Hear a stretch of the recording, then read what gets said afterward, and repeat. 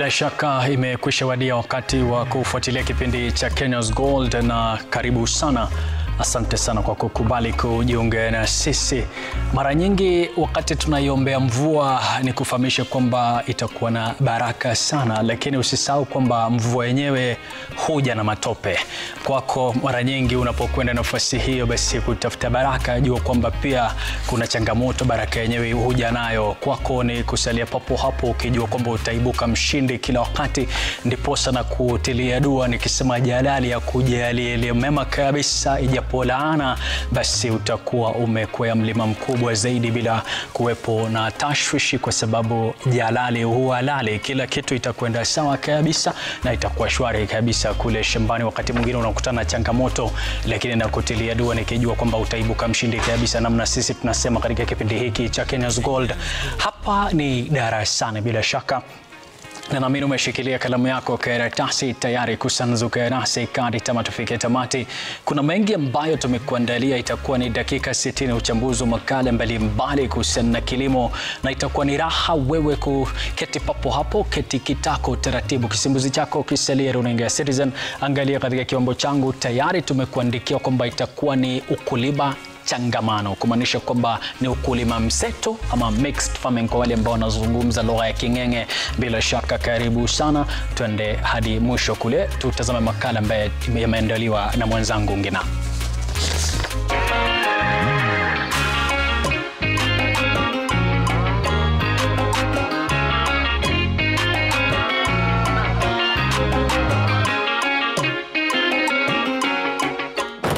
Another day, another exciting feature. Now, when you see us on the ground, then you know we're about to bring you a great story from a farmer in the country. And today we've come all the way to Kiambu County. This particular region is called Kimende. It's about 50 kilometers from Nairobi. And the reason as to why we are here is to meet a very young farmer who started farming about 5 years ago.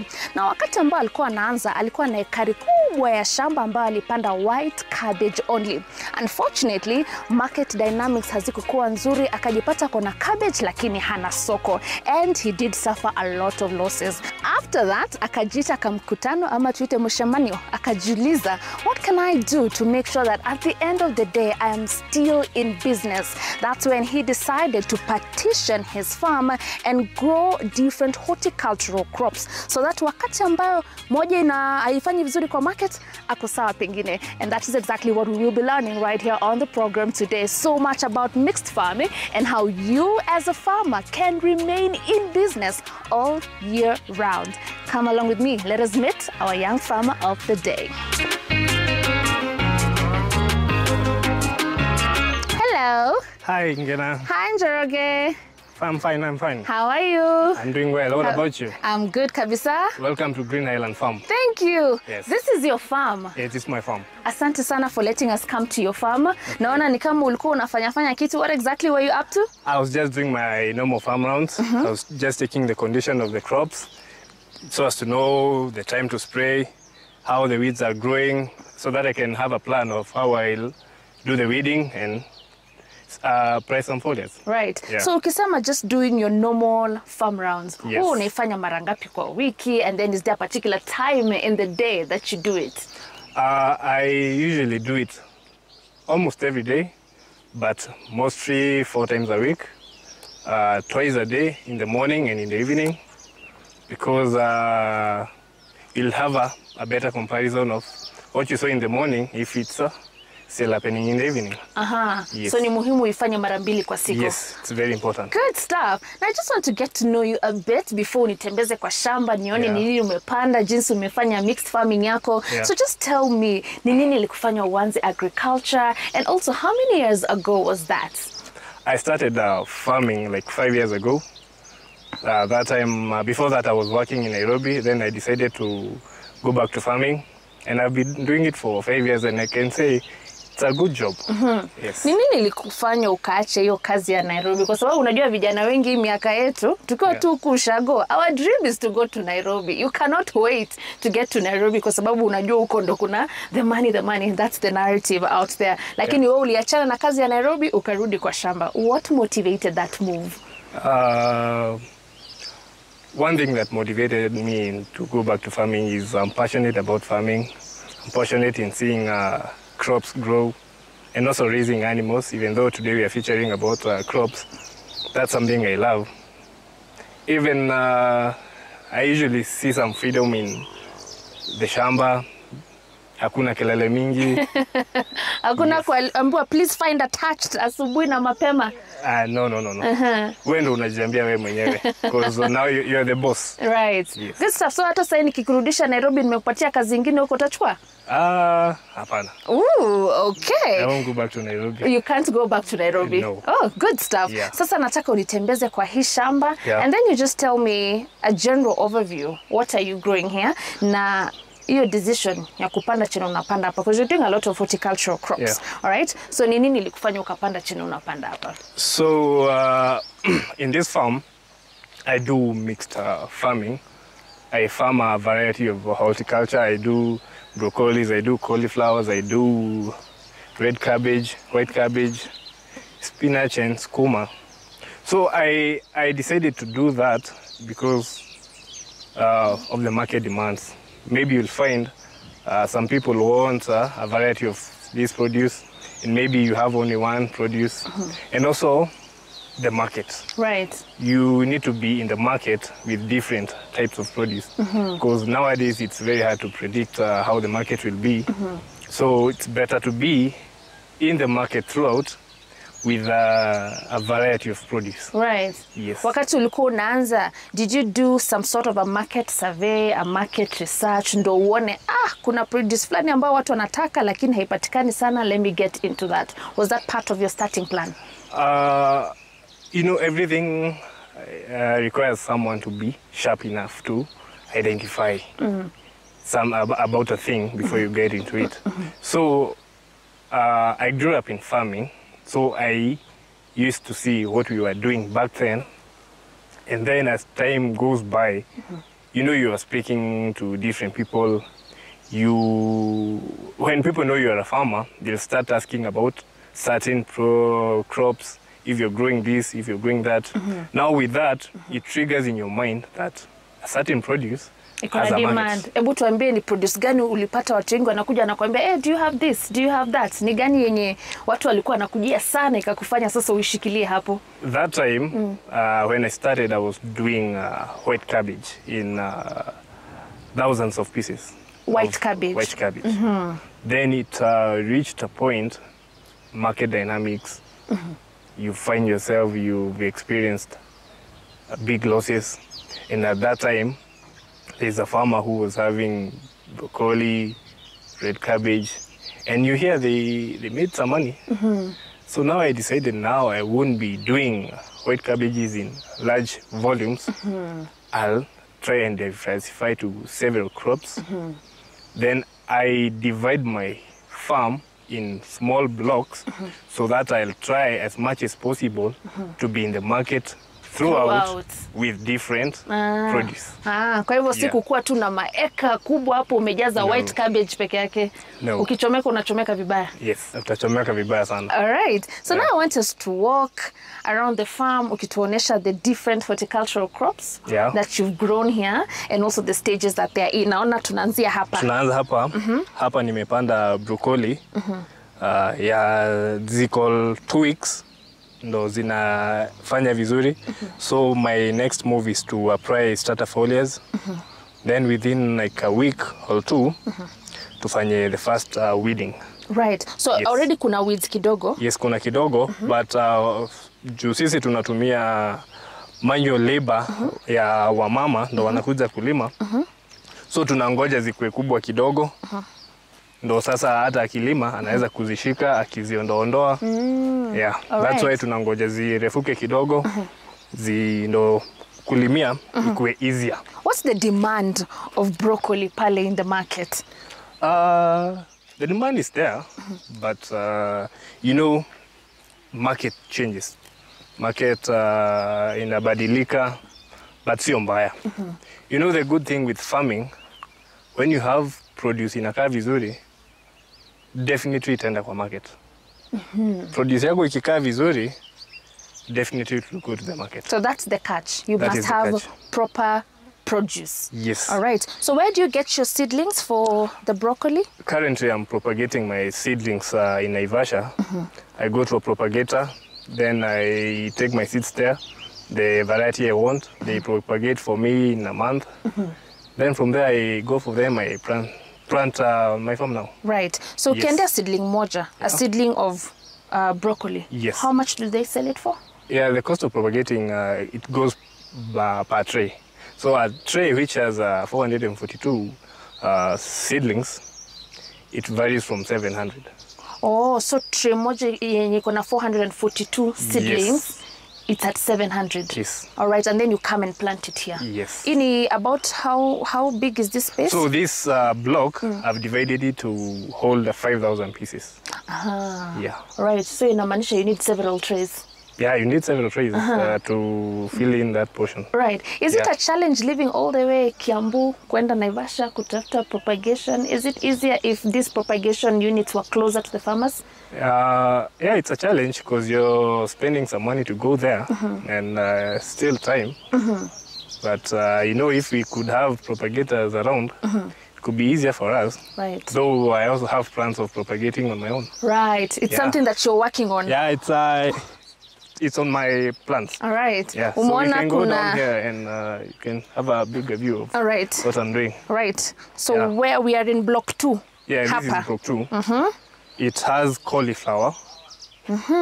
Yeah. You can see the condition they are in. Very healthy. Hii iko very stage neat. gani? So they are 2 months. Oh, 2 months. Yes. And it's going to be ready after how long? In 2 weeks, 3 weeks. Oh. Yes, I'll be in the market. Oh, you'll be in the market Yeah. in 2 weeks. You even smiled when you said, I'll be in the market. Because I'll be making some money. Right. Yeah. So pia hii seedlings tunaendea Naivasha. Naivasha. Right. And Yeah. is the costings the same? Tumelewa pale ya Yeah, broccoli. the costing is the same. Yeah. Tray ya 442. Sure. Bado around 700. Yeah. But you have to make the order in advance. Is that how it works? In farming, you need to have a plan of what you're doing.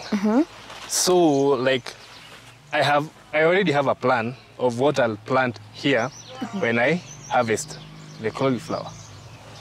So, when I'm the cauliflowers has like 3 weeks or 2 weeks to be harvested, so I'll need to go to Naivasha, propagate more seedlings, so that by the time I'm harvesting this, and I have already prepared the shamba, the seedlings are ready. Ready. So I won't waste a lot of time. Right. Yes. So umejipanga na mutaratara yako. ujipange. Good. So Yeah. once you harvest, before Sure. we even move to the next block, your process ya prepare Yeah. for the next, planting. What Yeah. do you do around the farm to make sure that you're ready for the next season? So you first have to identify what you need to plant. Right. So when you harvest, now let's say for example you harvest cauliflower, and for example I want to plant lettuce as the next crop. So I'll get people to dig, flatten the land. If I'll be using manure, if I'll need to add more manure, like the one I use from Koko wa Masai ya kondoo, itakuwa imemwagwa mbele, then wachimbue, then they flatten the land, wakate mashimo, then wakikata mashimo na mimi niko Naivasha, nimeendelea now my seedlings. Right. Yes. So you also do a lot of crop rotation here. You must do crop rotation. Ukipanda sahi hapa si tuko na cauliflower. Yes. Inamaanisha the next, will you still plant cauliflower ama you? No, I won't. What are you going to do next? I'll plant lettuce. Na pale mali tulikuwa na broccoli tukitoa, utapanda nini next? I'll plant coriander. Yeah. Right. Speak to that farmer who's wondering, mbona tu nisiende broccoli yangu back to back to back? Why do I need to rotate? What advice would you tell them? So for you to have the best produce, a farm needs to be having crop rotation, because of different crops require different nutrients. Right. You'll find maybe this crop absorbs so many nutrients and leaves others in large quantities. Right. And the crop you need to plant next requires the nutrients that were left by the other. Right. Yes, Right. that is the reason we do crop rotation. Yeah. Kwa hivyo mkulima asifanye crops back to back to back. No. Always rotate. Maybe you can do once, you can plant the same crop maybe once, but you know the harvest won't be bigger than the ones which were The previous one. The previous more you grow it, the more yield inaenda kishuka. Yes. Because of course we are depleting the nutrients in Yes. the soil. Right. Maybe it will cost a lot of money to make the farm produce more. Right. Yes. You need to have all those calculations. Yeah. Usiingie tu kwa ukulima fwa. No. Sio kienyeji. Si kienyeji Hapana. anymore. Right. You know, you learned agriculture from your parents. You grew up Yes, in agriculture and your parents are still farming. And Yeah. here you are, this is your own area, you're the boss here Yes. on this particular side. Ukiangalia ile agriculture ambao wazazi wetu walikuwa wanafanya because you grew up in it, how are you changing things ndo pia we do it the modern way? Sindio? What are those improvements that you have started doing in your farm so that now your agriculture is the modern agriculture, the sustainable agriculture? First thing, when you come to agriculture, you need to see it as a business, because most of the people see it as a hobby. Ama ni ya the uneducated people, ama ni ya watu reject kwa community. No, it's a business. So when you take it as a business, you know, it's like all the other types of businesses in Nairobi, where when you look unafanya last year, you're not doing it the same this year. So you need to have a plan, you need to be focused, you need to be trying new ideas. Like you need to live the way the other people are living. Like you do things differently. Right. Yes. So we're not doing it as your parents who are just doing it as a hobby, where yako ni business. Okay, they were also doing it as a business because we grew up doing it and imetupeleka shule and all that. But now, unaangalia soko. See, all of us need more money. Yes. Yeah. Yes. Si unaangalia kwa soko, nini inaleta pesa mingi kidogo. Now you try to introduce different crops. Right. Ujaribu kwa nini, uangalie kwa nini hizi crops hazifanyi hapa. Then you study the crops, you come up with your own conclusions. You start with a small portion. Then after you've seen how it's doing, you expand. Right. Yeah. Aya, tumemaliza block 1 Yeah. kwa broccoli. Tumemaliza block 2 hapa tuko na cauliflower. Yes. So we can move to the next block. We can go to the next block, which Alright. which has broccoli, which are of the same age as these cauliflowers.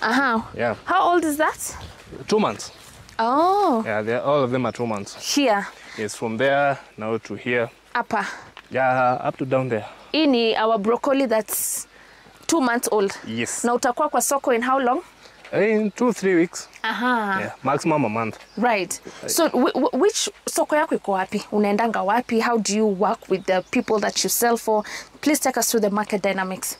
Ukiwa na produce mzuri, soko iko. When you have the best produce around, soko iko.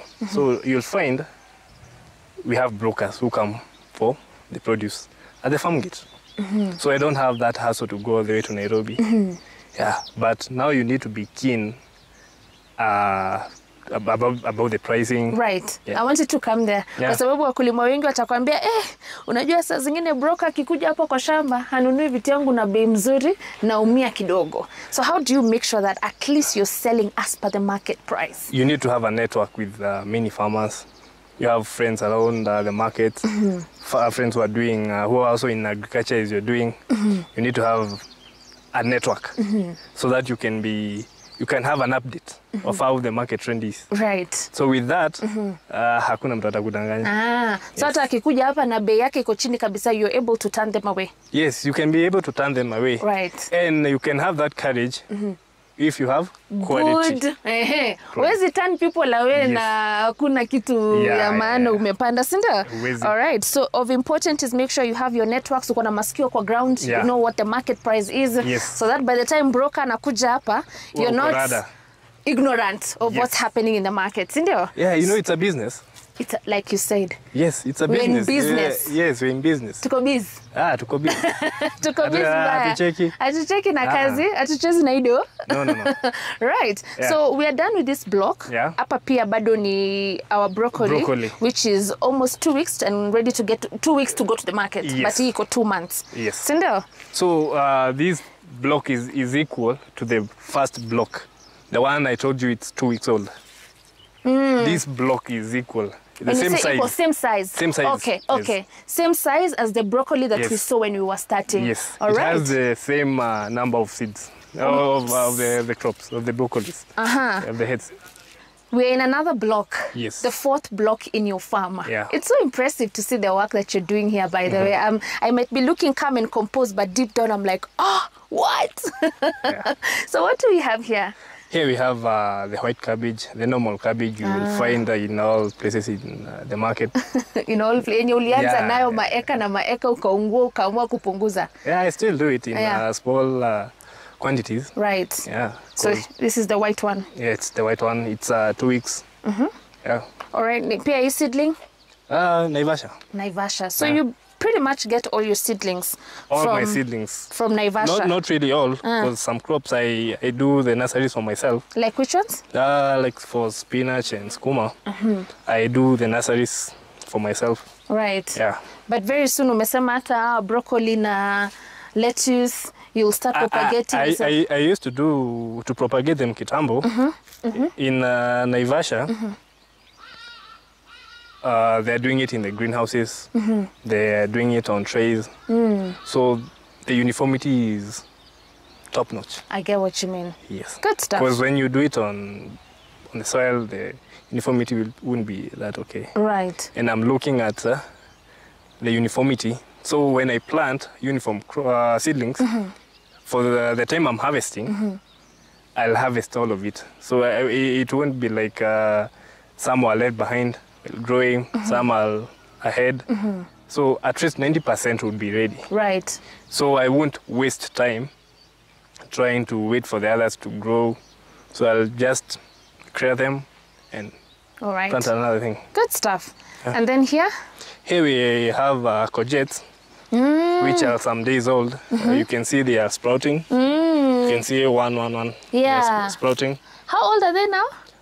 Almost a week. A week old. Yes. Oh, nice. Yeah. Let's talk about how you irrigate in your farm. You've decided to go with the overhead. Yeah. All right. Kuna mtu atakuangalia sahi akuulize mbona hujaamua kutumia drip irrigation? Why overhead irrigation? Why did you take that direction? For me, I see it a bit easier around this region to use overhead irrigation because we don't have water scarcity. You know, drip is for the people who hawana maji mingi. They need to conserve that water. Yeah, drip iko na kazi mingi. Iko na kazi mingi? Kupanga hizo lines, Yes. uziondoe. I used to have that idea some time back, but if you kifanya hesabu, I decided to work with the overhead irrigation. Lakini overhead nikipeleka huko Turkana si Wataona wewe Yes. hauko sawa mahali. So drip irrigation is very ideal for regions with, water problems, water scarcity, because it reserves and preserves a lot of water as compared to, of course, the overhead irrigation. Sure. All right. Tukuje hapa. All right, but before we even get there, a lot of farmers in Kenya depend on rain. We are rain-fed farmers, right? But you having your irrigation system here, it makes you be a farmer mwenye ako kazi all through the year. You're in season all through, aren't you? Yeah, I'm season throughout the year. Because pia watu wanakula kila siku. Right. And the crops I'm having, zinatakikana daily. Takikana daily. So most farmers have now started embracing irrigation. Yes, having irrigation systems. But sometimes, it's expensive to install. It's quite a costly venture. Yeah. But you start small. You start small. Kenya's Gold.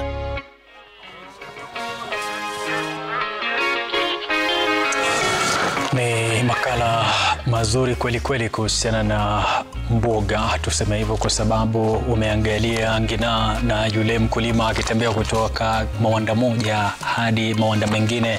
Bila shaka anafanya kazi nzuri kabisa yule mkulima. Raha iliyoje kusikiliza kwamba bado mdogo sana kwa umri, si mtu ambaye amefikisha umri wa juu sana, kumaanisha kwamba yeye anaendelea kujizolea tajriba katika shughuli za ukulima. Bila shaka unaendelea kutazama kipindi cha Kenya's Gold, kipindi kidedea taifa la Kenya kwa masuala ya ukulima. Iwapo ndio mwanzo unajiunga na sisi, basi karibu sana. Tunakwenda mapumzikoni baada ya kukamilisha awamu ya kwanza ya kipindi hiki. Iwapo ndio unaingia taifa la Kenya kwa mara ya kwanza kabisa, jina langu ni Manuel Terera. Tuende mapumzikoni.